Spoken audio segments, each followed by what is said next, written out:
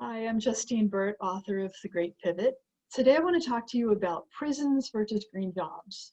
Is there an opportunity to move some of the funding that's going towards prisons and instead using it to create green jobs? Think about it. In California, we spend $81,000 a year to keep people locked up. And the state is considering releasing tens of thousands of prisoners early right now because COVID's running rampant through the prison system. So they're looking at releasing people who only have 180 days or less on their prison sentences and those high-risk individuals.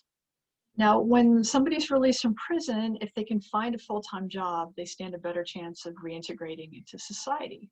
But right now, 8.4 million Californians just filed for unemployment since COVID started in mid-March.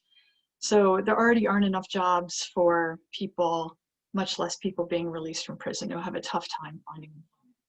So now's the time to be proactive and create more green jobs. We could be creating jobs doing building deconstruction, driving ugly produce and surplus food to food banks.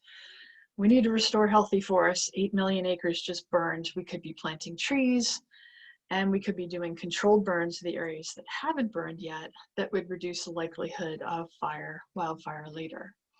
California doesn't have enough electricians to do all the work to decarbonize our buildings and our transportation systems, so there could be training programs and work for people to do this electrification work.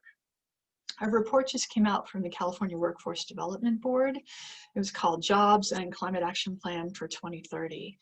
And in one part, they mentioned the fact that when people are released from prison, if they can find a job that pays $10 an hour or more, the recidivism rate drops to 8%. So instead of 61% of people released from prison ending up back in prison at some point, 8% do when they're able to find employment.